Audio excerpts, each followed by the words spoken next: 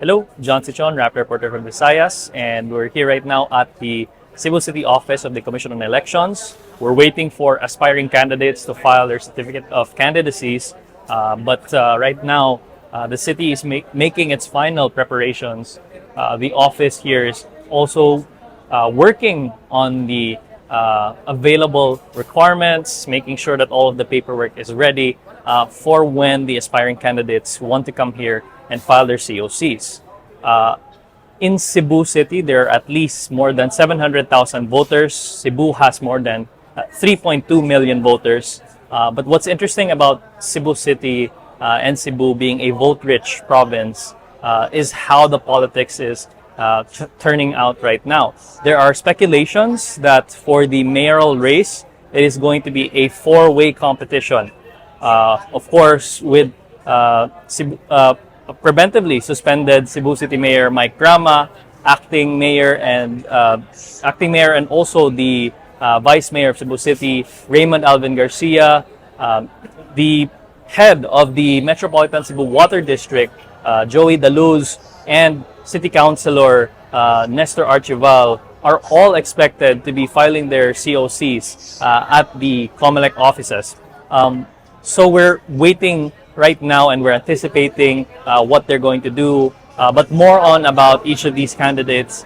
Rama, who was recently given a preventive suspension order by the Ombudsman due to his involvement in the non-payment of salaries of workers at City Hall, plans to file his COC.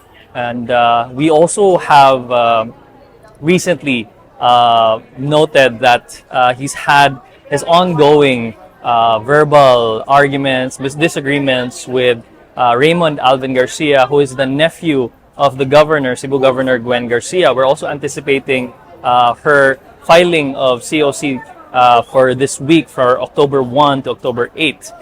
Besides that, Rama is the head of Partido Barog, whereas Raymond Alvin Garcia is the head of COC.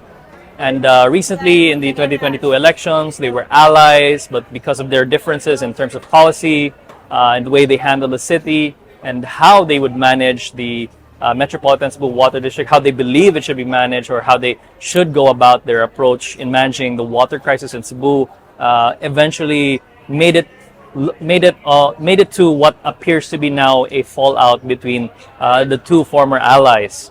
So they might be running against each other.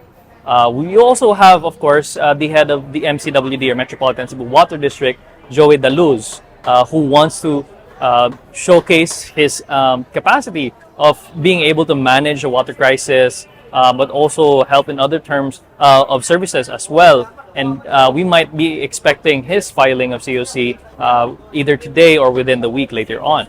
One of the more clear running aspirants is, of course, Nestor Archival, who is city councilor. And Nestor Archival is from the BOPK, or the party that is being headed by former Cebu City Mayor Thomas Osmeña. Now, recently, Sir Tommy Osmeña was invited to the congressional hearings on EJKs, on killings related to Garma. So we're also expecting him to be appearing before the Congress again sometime either this week or next week. So it's going to be a very interesting elections, and we're going to be anticipating more surprises that are going to happen during this week of October 1st to October 8th. So stay tuned, follow us for more updates at Rappler, and don't forget to download the Rappler Communities app, where we'll be able to give you speedy updates on what's happening here in Cebu, in one of the most vote-rich province, and of course, what's happening in the Visayas and the rest of the country. Once again, I'm John Sitchon, Rappler, Cebu.